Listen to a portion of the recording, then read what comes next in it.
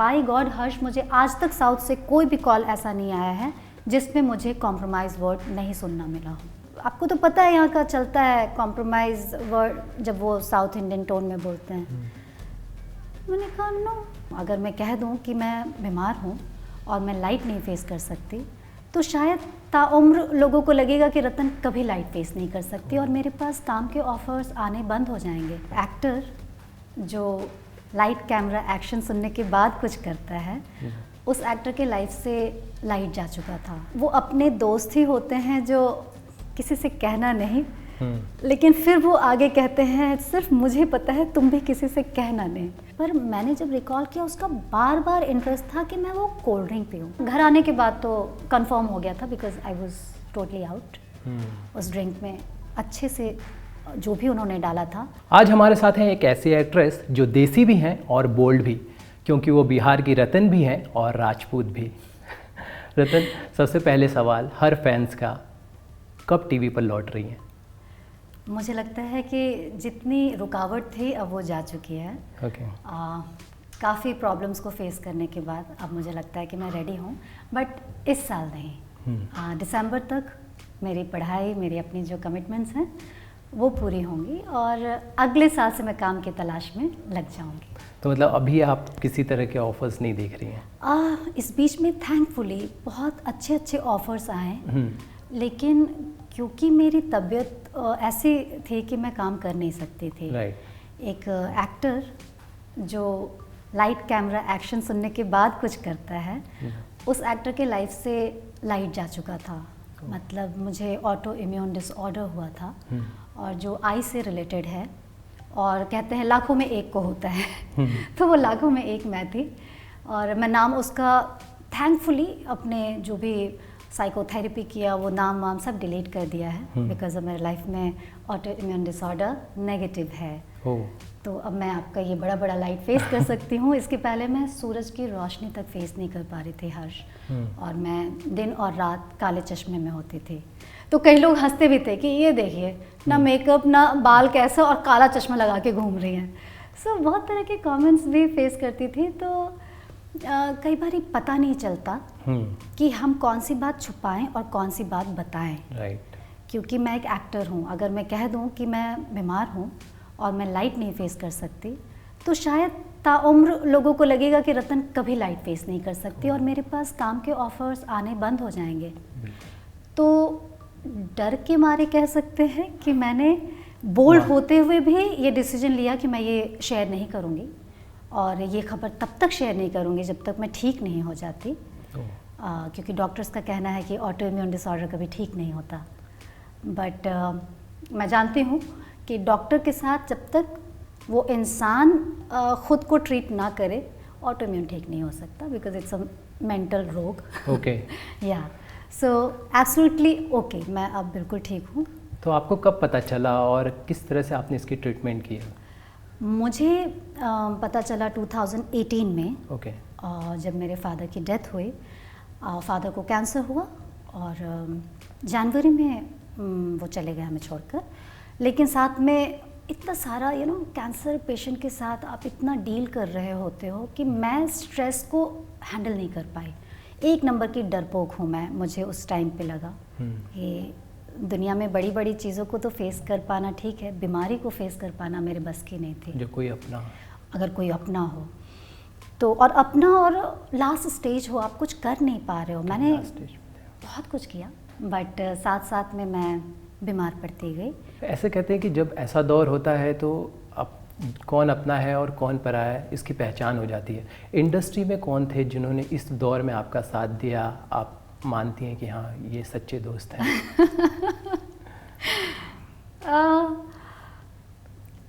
Industry में ये बात मैंने शेयर ही नहीं किया, क्योंकि वो अपने दोस्त ही होते हैं जो किसी से कहना नहीं, लेकिन फिर वो आगे कहते हैं सिर्फ मुझे पता है, तुम भी किसी से कहना नहीं। और ये नहीं कहने के चक्कर में पूरी इंडस्ट्री को पता होती है और आपके लिए एक दरवाज़ा बंद हो जाता है।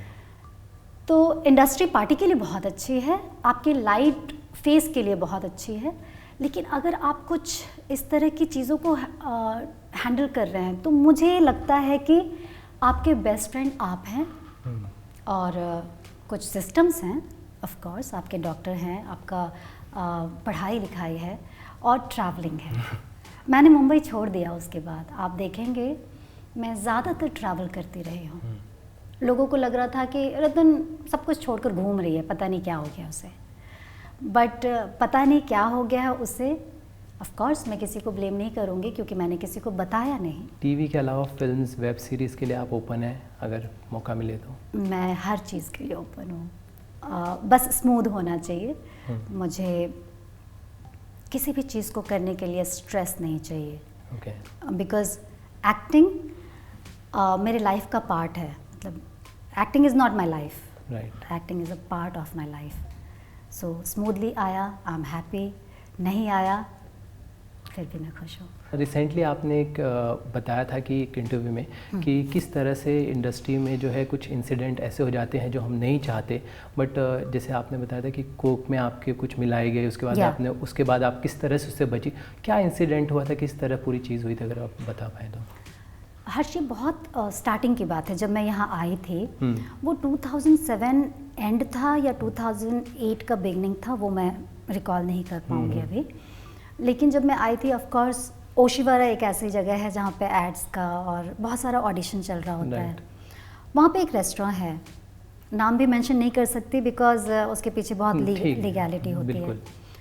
तो वहाँ खैर उसके ऊपर ऑडिशन चल रहा था। ऑडिशन में जो डायरेक्टर थे वो वेल नोन फेस थे, और जो बंदा था वो कोऑर्डिनेटर अपने आप को बता रहा था, और उसने मेरा ऑडिशन बोला कि आपका ऑडिशन है, और भी लोग थे। और टीवी के जाने माने चेहरे भी 2-3 थे जिनको मैं स्मॉल टाउन से भी देखती आ रही थी। तो बस नर्वसनेस थी कि पता नहीं होगा या नहीं, लाइन्स याद करने में लगे हुए हैं। जब मैं अंदर गई तो उस आदमी ने, जो डायरेक्टर थे, ने कहा तू अपना जल्दी कर। मुझे थोड़ा ऑड लगा कि मैं शायद अच्छी नहीं लग रही हूँ, ये नहीं चाहते मेरा ऑडिशन लेना, कि क्या है, कुछ डाइसी तो था। मैं उस आदमी को, मैं डायरेक्टर को देखकर वो ऑडिशन दे रही थी because he is the name. तो खैर ऑडिशन हो गया, मैं बाहर आई। थोड़ी देर के बाद वो आदमी कोऑर्डिनेटर आया और कहा हो गया तुम्हारा, तो एकदम क्या मस्त परफॉर्म किया। मतलब उसने बिल्कुल ऐसे किया कि पहला राउंड हो गया। उसने फैंटा दिया था, कोक नहीं था, फैंटा दिया, और ये तो वो पड़ा हुआ था और हम लोग बात करने में लगे हुए थे। पर मैंने जब रिकॉल किया, उसका बार बार इंटरेस्ट था कि मैं वो कोल्ड ड्रिंक पीऊँ, और फ्रेंड को भी दिया था। अब दोनों ऐसे ऑकवर्ड हो गया आधे घंटे में कि आपको पीना ही है, कि अरे थोड़ा तो पीजिए, अरे क्या प्रॉब्लम है टाइप्स। हमने कोल्ड ड्रिंक पिया और उन्हें कहा कि ठीक है अब आप जाइए, हम थोड़ी देर में आपको कॉल करते हैं, आप रेडी रहिएगा, आपको दोबारा सेकंड राउंड के लिए आना है। हम घर गए। मुझे हल्का हल्का डाउट हो रहा था कि कुछ है गड़बड़, बिकॉज मैं बिल्कुल सेंस में नहीं फील कर रही थी। मुझे लगता है कुछ फिसल रहा है, कुछ कंट्रोल जा रहा है मेरे ऊपर से। मैंने बेनी को कहा कि बेनी, कोल्ड ड्रिंक में कुछ था नहीं ना, देखो कुछ लग रहा है क्या ऐसे?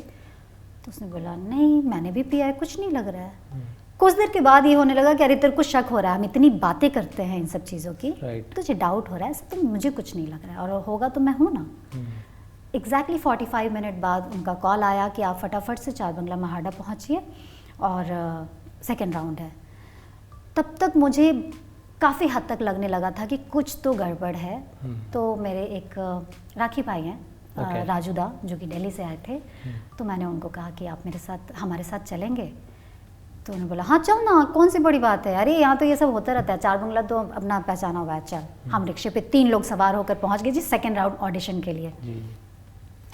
वहाँ गए तो हर्ष, वो जगह इतना, मतलब बहुत ही देख कर ही फीलिंग आ रही थी कि इट्स नॉट सेफ, कुछ तो गड़बड़ है।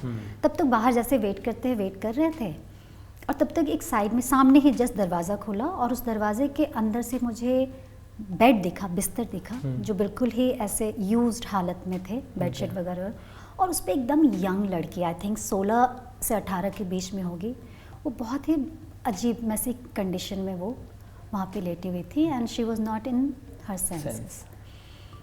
देख कर ही समझ में आ गया कि ये जगह बिल्कुल क्रीपी है, यहाँ से निकलने में ही भलाई है। और तब तक वो बंदा आया और उसने जो मेरी डांट लगानी शुरू की, बॉयफ्रेंड को लेकर आती हो, ये जगह बॉयफ्रेंड के लिए है, मतलब लिटरली जैसे धमका रहो और उसका कुछ कहते हैं ना कि प्लान पे पानी फिर जाना। मैंने कहा सॉरी गलती हो गई, भाई है। ऐसे भाई बहुत देखे हैं, क्या कुछ नहीं कहा। हमने सिर्फ तीनों ने अपना अपना बैग और हाथ लिया और वहाँ से जो निकले पतली गली से, बस उसके बाद घर आए। घर आने के बाद तो कंफर्म हो गया था because I was totally out. उस ड्रिंक में अच्छे से जो भी उन्होंने डाला था, बेहोश होने की कोई चीज़ नहीं थी, लेकिन आपका कंट्रोल नहीं रहता है आपके ऊपर।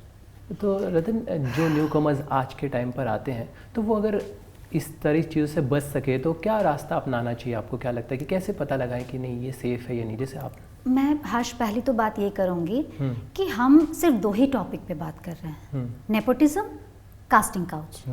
कास्टिंग काउच अब आउच जैसा हो गया है, हर किसी के साथ आउच, तेरे साथ भी, मेरे साथ भी, इट्स अ कॉमन थिंग। लेकिन जो हिडन इंडस्ट्री है, जो इस तरह की सी ग्रेड फिल्म्स बनाती हैं, उसके बारे में कोई बात ही नहीं करता है। मैं उस दिन फंस सकती थी, राइट? और एक बार अगर आप उस कंडीशन में फंस जाएं तो आपके लिए निकलना नामुमकिन है। मेरे सी ग्रेड ब्लू फिल्म्स पता नहीं कहाँ कहाँ जा चुकी होती अगर मैं उस दिन टचवुड ना बची होती। तो ऐसा औरों के साथ भी हुआ होगा, ऐसा नहीं है। मैं जो बात कर रही हूँ ना हर्ष, ये आज मैं बात कर रही हूँ क्यों? क्योंकि मैं पहले से बहुत बोल्ड हो गई हूँ। मुझे अब अपने प्रोफेशन की गुलामी नहीं करनी कि मुझे काम नहीं मिला तो। ऑफ कोर्स आप जिस इंडस्ट्री में काम कर रहे हैं, आप उसके बारे में बहुत खुलकर नहीं बात करते, जानते सब हैं, पर किसी को जनवाते नहीं हैं कि भैया ये हो रहा है, राइट? सो इससे बचने का एक तरीका तो है। मैं अभी भी कहूँगी, मैंने पता है ये बात इसलिए भी शेयर नहीं की थी उस टाइम पे क्योंकि मैं रतन राजपूत नहीं थी तब मैं आई थी 2009 जब से मैंने लाली किया, उसके बाद से मेरे लाइफ में इस तरह के घटना नहीं है। फिर आप नोन हो चुकी थी, लोग समझ चुके। नोन होने के बाद फिर क्लास चेंज हो जाता है ना, फिर डिफरेंट काइंड ऑफ अप्रोच होते हैं। सो वो आपके हाथ में है, वो सेफ है। आपके अंदर ना कहने की हिम्मत होनी चाहिए। बड़ा प्रोजेक्ट है तो क्या हुआ, मैं कॉम्प्रोमाइज़ नहीं करूँगी मतलब नहीं करूँगी, मुझे काम नहीं चाहिए, ठीक है। लेकिन जो हिडन इंडस्ट्री है, जो सी ग्रेड इस तरह की काम करते हैं, वो क्राइम है। वो अनजाने में आप उसका जब पार्ट बन जाओगे तो आप निकल नहीं सकते हो। आप क्या करोगे? पुलिस कंप्लेन करो। मुझे आज भी वो हॉन्ट करता है कि मैं उस समय इतनी वीक क्यों थी, मैंने क्यों नहीं जाकर पुलिस कंप्लेन किया, या मैं उस लड़की के लिए कुछ भी नहीं कर पाई ना यार। सो हर इंसान के लाइफ में एक इंसिडेंट होता है जो याद आए तो बुरा लगता है। किसी के थ्रू एक्सीडेंट हो गया या कुछ भी हो जाता है। मेरे लाइफ में ये इंसिडेंट है जो मुझे हमेशा थोड़ा तकलीफ़ देता है कि मैं कुछ नहीं, और मैं अकेली कुछ कर सकती भी नहीं थी बिकॉज उनका पूरा गैंग होता है जहाँ आप बड़े डायरेक्टर का फेस है और उनके पीछे ये सब काम हो रहा है। आई डोंट नो वो बड़ा डायरेक्टर वहाँ पे क्या कर रहे थे, उनका क्या इन्वॉल्वमेंट उसमें था। मुझे ऐसा लगता है पर्सनली कि उनका वहाँ होना नहीं होना चाहिए था। वो आज भी इंडस्ट्री में एक्टिव है? यस। जैसे मैं अभी बात बताती हूँ, आज साउथ का बहुत नाम है, राइट, और बहुत संस्कार की बात हो रही है। मैं अगले जन्म कर रही थी और मुझे साउथ से बहुत सारे कॉल्स आए, बहुत अच्छे डायरेक्टर्स के आए, लेकिन साथ में ये आता था कि रतन जी थोड़ा वेट पुट ऑन करना पड़ेगा, बड़े पतले हो। मैंने कहा ओके। तो मैंने कहा ठीक है, क्योंकि और आपको यहाँ के नॉर्म्स तो पता है ना, तो वो तो आपको थोड़ा वो भी दबे आवाज़ में। मैंने कहा कौन सा नॉर्म्स? तो बल्कि वही अब तो सबको पता है इंडस्ट्री में, क्योंकि क्या, तो बल्कि डायरेक्टर, प्रोड्यूसर और अपने एक्टर, मेन लीड ओनली, हाँ, एंड मे बी DOP हमको पता करना हो कि तो क्या, क्योंकि वो आपको तो पता है यहाँ का चलता है कॉम्प्रोमाइज़ वर्ड जब वो साउथ इंडियन टोन में बोलते हैं। मैंने कहा no, I am not interested. तो जो बॉलीवुड की बात सिर्फ हो रही है, मैं ये कह रही हूँ कि ये होता साउथ में भी है, लेकिन साउथ आज भी अच्छा काम क्यों कर रहा है? क्योंकि वो अपने संस्कार को रखे हुए है अपने साथ, संस्कृति नहीं भूला है। वो अभी भी अपने कपड़ों को रिस्पेक्ट करते हैं, अभी भी अपने धर्म को, अपने रिचुअल्स को, अपने पूजा को वो सब फॉलो कर रहे हैं। लेकिन इसका मतलब ये नहीं है कि वहाँ पर कुछ नहीं हो रहा है। बाय गॉड हर्ष, मुझे आज तक साउथ से कोई भी कॉल ऐसा नहीं आया है जिसमें मुझे कॉम्प्रोमाइज़ वर्ड नहीं सुनना मिला हो। डीओपी हट जाते हैं कभी कभी, लेकिन हीरो, प्रोड्यूसर, डायरेक्टर, ये 3 हमेशा होते रहे हैं।